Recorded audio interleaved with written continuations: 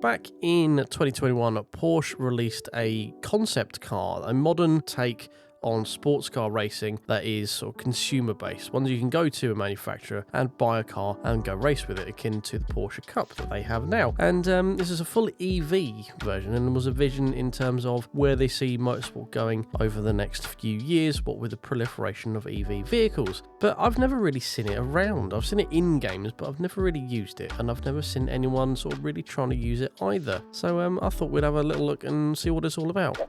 Yes guys, here it is, the Porsche Mission R. Now, I've been intrigued by this car for about as long as I first saw it, to be honest. It just looks really cool, and unfortunately, it sort of has never really caught on from what I can understand in racing. It's kind of a meme on iRacing that no one ever decides to sort of use it, ever. I've never really seen anyone use it in Forza or anyone sort of utilise it, to be honest. So, as it's designed to be a replacement for the Porsche Cup, so while we don't have the Porsche Cup in Forza Motorsport, we do have the 2018 GT3 model, which with the spec homologation makes it pretty much the same sort of power to weight ratio as the Cup. So why not just have a look and see just how competitive this is versus your normal ICE motorsport vehicle.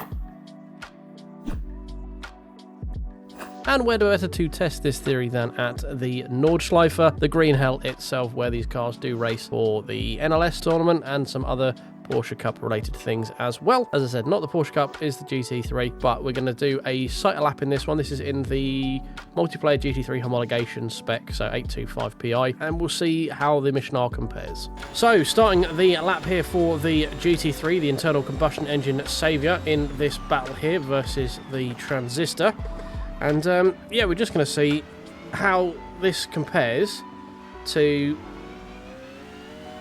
the Mission R. I mean, the Mission R has been built sans any form of regulations, so it is not even safe to use, even in the one make series. So that's the use of a carbon fibre roll cage has not been approved by the FIA. So it is purely a tech demo, a proof of concept for the future. But yeah, I thought it's a car that I've always liked the look of, and always thought it looked really cool, but has never really sort of been given any sort of provenance or pride of place or anything really. So I thought we'll just give it a go, considering it's it's designed to be a customer car one make series kind of car. I thought, why not give it a go against the GT3. Again, yes, not exactly a Cup car, so there is, again, some slight differences with that. But it should be a good representation as to at least how the car feels to drive, if not like direct comparison with speed. Because the Mission R does have more power. It's nearly 700 horsepower and over 1,000 foot-pound of torque. So it is a lot more powerful than this sort of 518 build version, 518 horsepower, that is, build version of the GT3 that I am in here, the homologation set for Forza Motorsport. But I thought it might be quite a fun experiment to do. So let's get attacking this green hell. Now we're actually onto the Nordschleife proper. Got to keep the rear in check with this car. The engine hung past the back axle obviously gives you a very big moment of inertia out there if you're not careful. Setups for this car have to be very specific because of that as well. You won't get your normal rear-wheel drive setups working particularly well with the Porsche, and they are generally going to be a bit more unforgiving because technically terrible design in terms of physics. So you don't really want the heaviest part of the car hanging right out of the back. It makes them very, very unpredictable. But with the right suspension, you can counteract that. You do generally end up with understeer more often than not, because as you accelerate with all that weight hung over the rear axle as well, you get good traction, but you do tend to go very nose light on throttle. So again, something you need to adjust for in suspension and in driving style as well. It's going to be interesting to see that. Arrival lap time is very close to what I got with the NASCAR round here, and if you haven't seen that one, do check that one out. I'll link it at the end of the video as well. That was a lot of fun trying to take one of the next gen or new gen NASCARs around here. I had to pay a lot of attention in that thing, but it was a lot of fun. This is not my best lap of the Nürburgring, it must be said. Very scrappy so far. Oh, right, we're just going to keep going, get on the track. There we go. We're going to lose a fair bit of time for that, but this is not just about time, as I say, it's about feel. I want to know how that one compares to racing something like the Cup? Does it still have the same wanting to kill you-ness of this car? Like the, as I say, the ability to, or the requirement to learn how to drive this car specifically because of its weird and wonderful sort of physics and characteristics and what have you. No, no. See, that's what I'm saying about it being tricky. Get going, come on.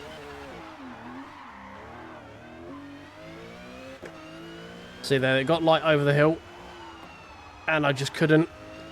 I sort of turned at the wrong time there. That was completely on me. That was an absolute mistake on my part. But this is the kind of thing that you need to be on top of when you're driving the Porsche. Is it will step out on you like that. And I got caught napping. It's what happens. But as I say, that's part of the challenge, part of the fun of driving with these. I am using ABS with this one. Obviously the Porsche Cup does come with no traction control and no ABS. So I am cheating a little bit. But that's just because I want to make an entertaining video more than anything else. My reasons behind this are slightly different to the actual purist racing. It's trying to be. There is an element of entertainment that needs to be sprinkled in these videos for you, because I don't have the speed to be just a pure esports driver. My only sort of thing to rely on is hopefully my ability to entertain. Right, that's a bit we need to hold on to your butts. Especially in this car. See, try to do it again there with me. Try to send me around. That time I was awake and alert and was waiting for it. Fool me once. This could be where... I don't know what the gearing... Well, I say gearing. I don't know what the VMAX is on the Porsche, because that's generally the Achilles heel of electric. Is obviously, most of them are gearless. So you don't have these long final drives that you can exploit. So this could be... This long section here could be like the crowning part of the gearboxed ICE engines. Electric cars oftentimes have a like max speed of 120 to 130 mile an hour, unless you're looking at something like the Rimac or stuff like that. So not really spent all that much time in the Mission R up until this point, so I wanted my opinion and my sort of experience to be relatively sort of fresh and genuine for you. So that is the bit that's going to be quite interesting there, because you saw we were getting a fair old rate of clip down that straight there. So closing out this not very good lap. Not a very good time. If we hadn't sort of binned it, we might have been looking at around an 8 or 8:30, something like that, probably. Instead we're going to do an 8:48. So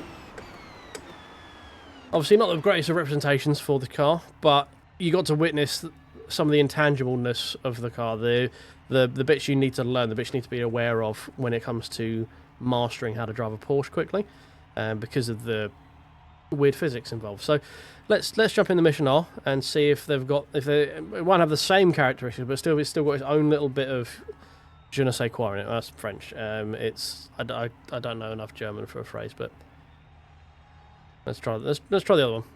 Okay guys, so here we go, fast lap in the Mission R. Now immediately you can hear that you can hear nothing.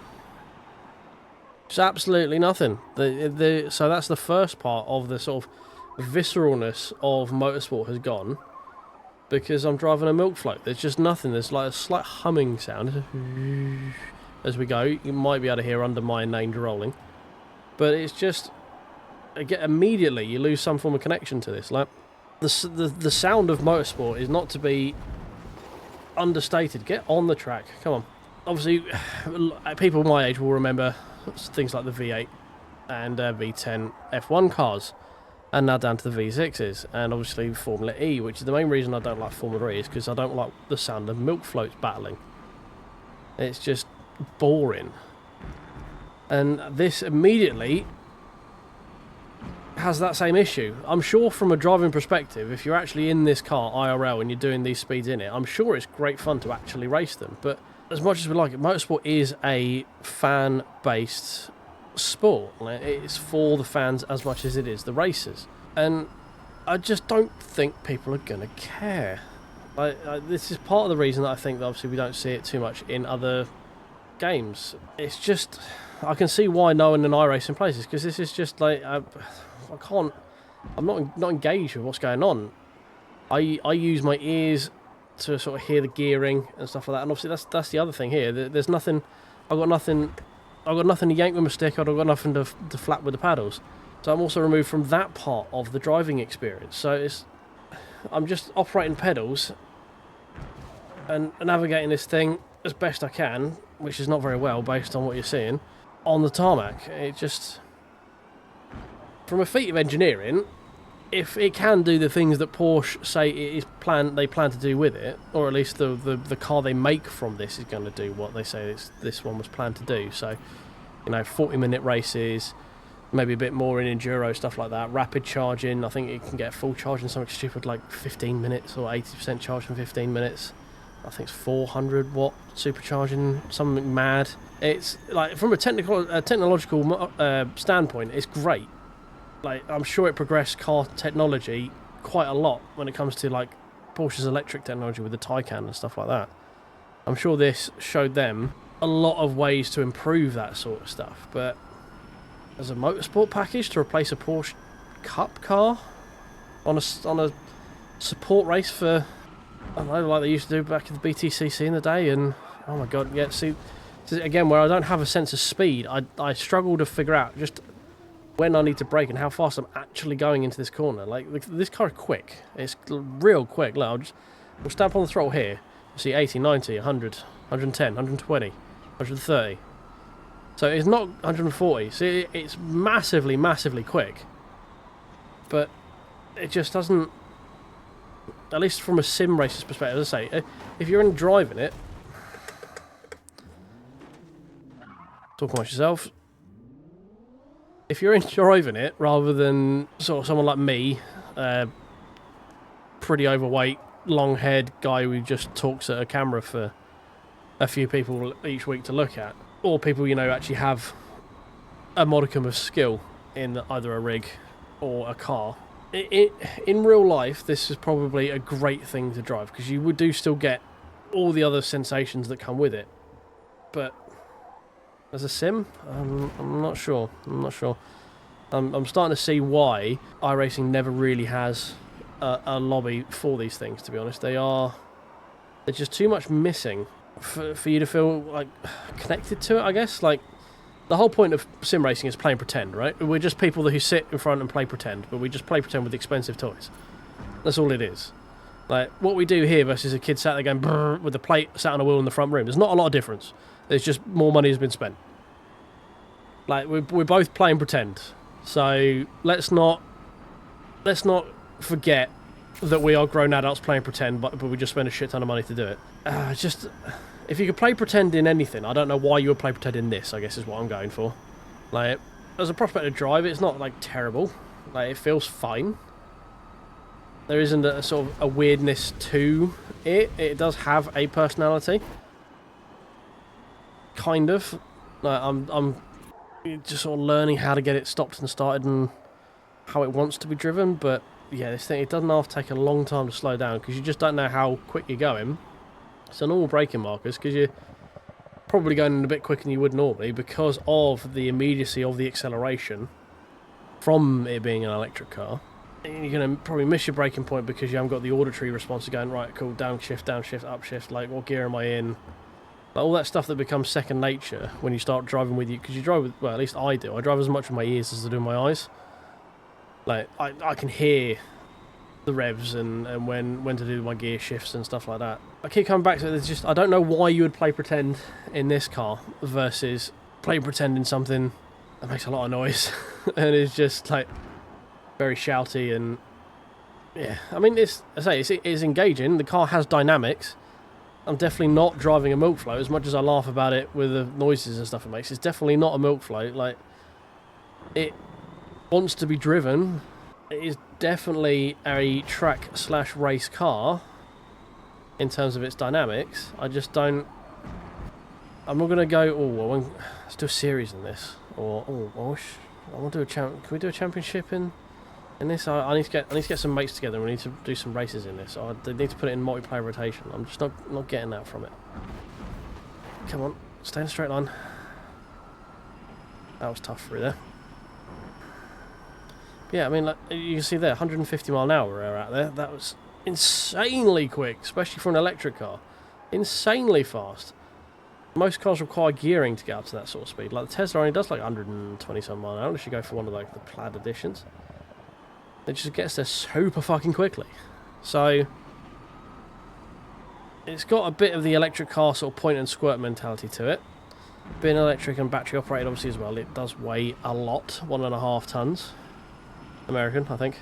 £1,500, whatever that translates to in Church of England. I mean, we're obviously not lacking in terms of straight line speed either. Look, 170, 180, 183, 4, 5. Pushing 200 mile an hour. Yeah, we're running a fair bit of aero on this, more than I probably should. But we're still pushing. We're 50 mile off 200 mile an hour. I don't think we even got that fast in the GT3. I'm having to be super careful on the brakes here just because of the unsureness of actually trying to get the damn thing stopped again. But yeah, obviously we're going to have a much quicker, much longer lap time here because I just kept binning the car. So again, lap times are inconsequential for this test. It was mostly just to see how the car feels. Let's say in the first regard, does it have a personality to it? Is it interesting to drive? It has a personality to it. You can definitely tell that you're driving the Mission R. But is it fun to drive? I don't think so. Is it the future of motorsport that Porsche want it to be for consumer motorsport, customer motorsport? I hope not. Sorry, I hope not. It's like, I don't see where the fan enjoyment is going to be there. I just don't. And it's not just this, anything going electric, all motorsport eventually will go electric.